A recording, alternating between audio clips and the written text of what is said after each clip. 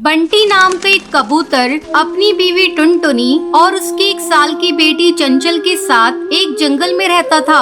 वहाँ के पंछी अपना गुजारा खेती बाड़ी से करते थे। वो पक्षी हर प्रकार के अनाज तथा सब्जियाँ और फल उगाते थे। बंटी उस जंगल में खुद के और पक्षियों के अनाज को शहर में अच्छे दामों में बिकवाता था। उसके शहर में रहने वाले पक्षियों से बहुत अच्छी पहचान थी, इसलिए जंगल के सब पक्षी अपना अनाज बंटी कबूतर से ही बिकवाते थे। हर बार की तरह इस बार भी जंगल के पक्षी चावल और गेहूं की फसल काट कर रख रहे थे। इस बार बहुत ही ज्यादा अनाज का उत्पादन हुआ है। इस साल बहुत मुनाफा होगा। हाँ जी, इस बार तो आमदनी खूब होगी। कुछ दिन में ही आप इन अनाजों को शहर जाकर बेच आइए। इस बार हम अपना पक्का मकान जरूर बनाएंगे। आप तो जानते ही हो, बारिश का कोई भरोसा नहीं है, कब आ जाए किसे पता। उन दोनों की बातें उनके ही जंगल में रहने वाला कालू कौवा सुन रहा था। अरे भैया, क्या बात है? आप तो पक्के मकान बनाने की बात कर रहे हो। अच्छा है, सबकी तरक्की देख मुझे बहुत खुशी हो रही है। मेरा भी अनाज शहर में जाके अच्छे भाव में बिकवा दीजिए। पिछली बार ज्यादा मुनाफा नहीं मिला था, इस बार थोड़ा कोशिश कीजिए कि अच्छा मूल्य मिल जाए। जंगल के सब पक्षी हंसी खुशी से बातें कर ही रहे थे, तभी अचानक तेज हवा चलने लगी। फिर जोर से बारिश होने लगी। सभी किसान अपनी फसल खेत में ही छोड़कर वहाँ से निकल जाते हैं। वो सोचते हैं कि थोड़ी देर में बारिश चली जाएगी तो दोबारा अपने काम में लग जाएंगे। अरे ये बारिश तो बढ़ती ही जा रही है। ऐसे ही चलता रहा तो हमारा पूरा अनाज नष्ट हो जाएगा। बारिश जल्दी ही खत्म हो जाएगी। तेज हवा चलने के बाद बरसे बादल किसानों पर आफत बनकर टूटे। जंगल के सभी पक्षियों ने गेहूं और चावल की फसलें खेत में ही छोड़ रखी थी। उन्हें बस सुबह होने का इंतजार था। सुबह होते ही जब सभी पक्षी खेत में पहुँचे, तब वहाँ का नजारा देख वो पक्षी दंग रह गए। बारिश के कारण अनाज की फसल बर्बाद हो गई थी। इसके अलावा फलों और सब्जियों की फसल भी बर्बाद हो चुकी थी। हे भगवान, ये तो अनर्थ हो गया। पूरी फसल नष्ट हो गई। इस बार तो सबसे ज्यादा उम्मीद थी। लगता है हमें किसी की नजर लग गई। अब हमारा क्या होगा? हम क्या खाएंगे? सभी पक्षी बची कुची फसल वहाँ से उठाकर निराश होकर अपने घर चले जाते हैं। तभी कहर बनकर बारिश फिर आ जाती है। इस बार पहले से भी ज्यादा बारिश होने लगती है। बारिश के साथ साथ अब ओले भी पड़ने लगे।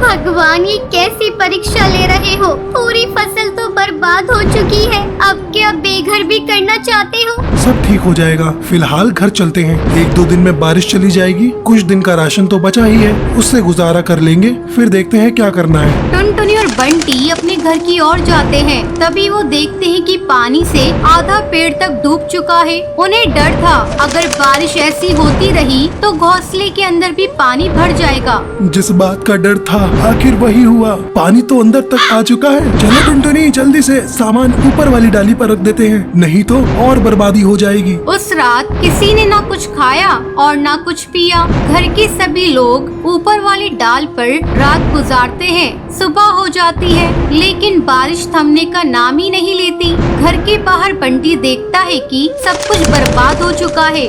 जंगल के कुछ पक्षियों का घर भी ढह चुका था। उन्हें डर था कहीं उनका भी घर बारिश के कारण ढह न जाए। सुनिए, बारिश का कोई भरोसा नहीं है। अपना घर कभी भी ढह सकता है। हमें अपने लिए कोई दूसरा ठिकाना ढूंढना होगा। दोनों अपनी बच्ची को लेकर कहीं और आसरा देखते हैं, लेकिन वहाँ के सभी पक्षियों की हालत उनकी तरह थी, तो उनकी मदद कोई कैसे करता। कुछ दूर उड़ने के बाद बंटी को एक घना पीपल का पेड़ दिखता है। वो अपनी पत्नी और बेटी को लेकर उस पेड़ के नीचे चला जाता है। टुनटुनी, जब तक हमें कोई मदद नहीं मिल जाती तब तक हम इसी पेड़ के नीचे रहेंगे। अब घर जाकर तो कोई फायदा नहीं, वो पूरी तरीके से नष्ट हो चुका होगा।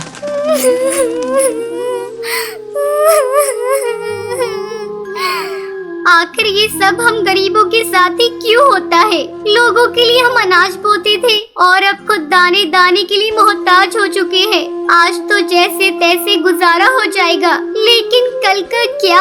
आज तो थोड़ा बहुत खाना भी है, कल पता नहीं हमें खाना नसीब होगा भी कि नहीं। उस रात बंटी और टुनटुनी कल की चिंता में पूरी रात सो नहीं पाते। बंटी खाने की व्यवस्था करने बाहर जाता है। थोड़ी देर में वो कुछ खाना अपने साथ लाता है। सुनिए जी, इसे तो बहुत तेज बुखार है, अब हम क्या करें, कहाँ जाएं? हमारे पास तो पैसे भी नहीं बचे हैं। ऐ भगवान, अब और कितनी परीक्षा लेगा तू हमारी? इतना असहाय तो मैंने कभी महसूस नहीं किया जितना आज कर रहा हूँ। पहले तो तूने हमारी पूरी फसल बर्बाद कर दी, फिर घर, और अब मेरी बच्ची की जान पर ही आन पड़ी है। इतना निर्दयी तो कैसे हो सकता है? अमीरों को सुख और गरीबों को दुख तो क्यों देता है? ये सब देखने से पहले मैं मर ही क्यों नहीं गया?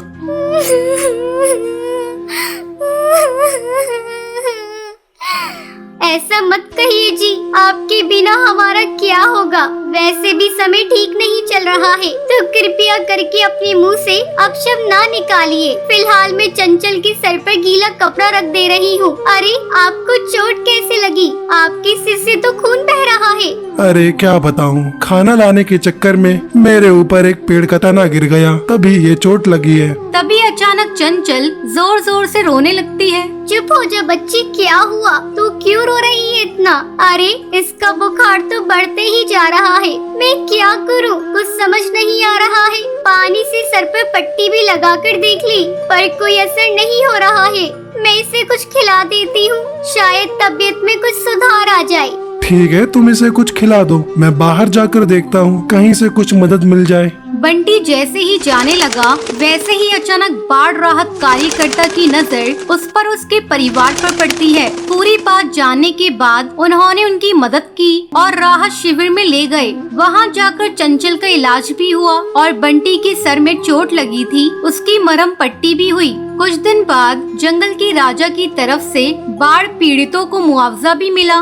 बंटी अपने परिवार के साथ जंगल लौट जाता है। वहां जाकर वो एक पक्का मकान बनवा लेता है। अब वो पहले की तरह फिर से खेती बाड़ी करने लगता है। अब दोनों की जिंदगी अच्छे से बीत रही थी।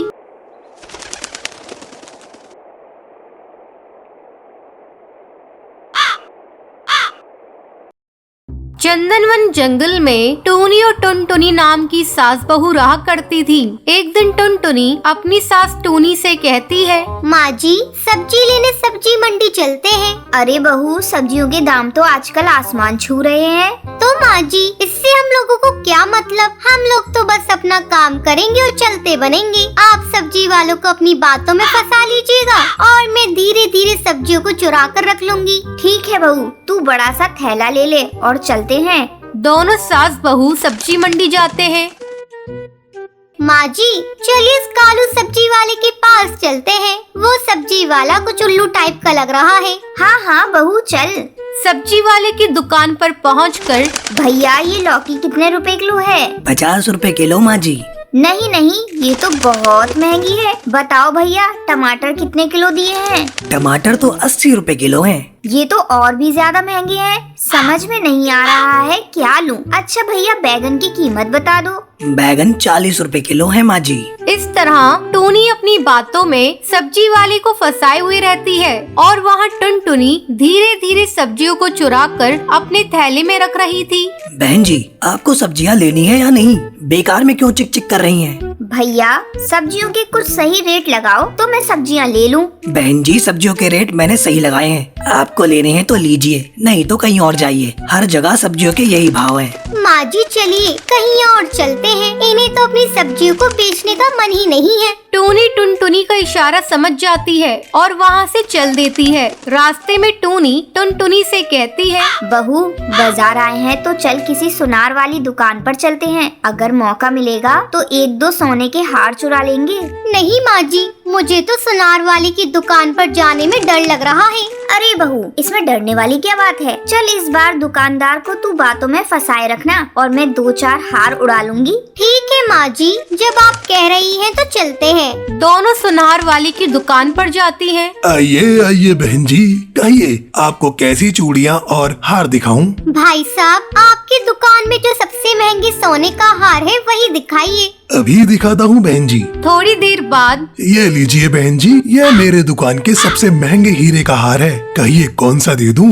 अरे भाई साहब थोड़ा रुकिए, अच्छे से पहले देख तो लूं। हाँ हाँ देख लीजिए। वो दोनों हार देखने लगती है। अचानक टुनटुनी की सास टूनी दुकानदार से पानी मांगती है। भाई साहब आपकी दुकान पर पानी मिलेगा क्या? मुझे बहुत जोरों की प्यास लगी है। बहन जी मैं अभी आपके लिए पानी लाता हूँ। जैसे ही दुकानदार पानी लेने के लिए जाता है, टुनटुनी और टोनी एक एक हार चुरा लेती है। तभी दुकानदार पानी लेकर आता है। ये लीजिए बहन जी पानी। लाओ लाओ भैया, काफी देर से मेरा गला सूखा पड़ा था। टोनी पानी पीकर, भाई साहब आपकी दुकान में बड़े सुंदर हार हैं, लेकिन लग रहा है मेरे पर्स में इतने पैसे ही नहीं हैं कि मैं इन हार को खरीद सकूं। मैं कल आकर इन्हें ले जाऊंगी। ठीक है बहन जी, जैसी आपकी मर्जी। फिर टोनी अपनी बहू टुनटुनी के साथ घर आ जाती है। माँ जी आज हम दोनों ने बहुत लंबा हाथ मारा है। जब दुकानदार को पता चलेगा उसके हार गायब है तो वो तो अपना सर पीट लेगा। हाँ हाँ बहू तू ठीक कह रही है, लेकिन अगली बार हम लोग दूसरी दुकान पर जाएंगे। फिर दोनों सास बहू हंसने लगती हैं। वहीं दूसरी तरफ वो सुनार दुकान में चोरी की खबर पुलिस को दे देता है। पुलिस अपने काम में जुट जाती है और एक दिन आज तो मैं इन सास बहू का पर्दाफाश करके रहूंगा। और वो एक पेड़ के पीछे छुप जाता है। तभी टूनी और टुनटुनी इस बात से बेखबर चोरी के इरादे से हरी तोते की यहाँ आती है। हरी भैया कैसे दिए हैं ये आलू? माँ जी 20 रुपए किलो। हाय राम, इतने महंगे? इतने महंगे तो शहर में भी नहीं है। तभी मौका देखकर टुनटुनी सब्जियों पर हाथ साफ कर ही रही होती है। तभी कौवा इंस्पेक्टर उन दोनों को रंगे हाथ पकड़ लेता है। आज हत्ते लगी हो तुम सास बहू, बहुत दिनों से तलाश थी। अब हवालात में सूखी रोटी तोड़ना।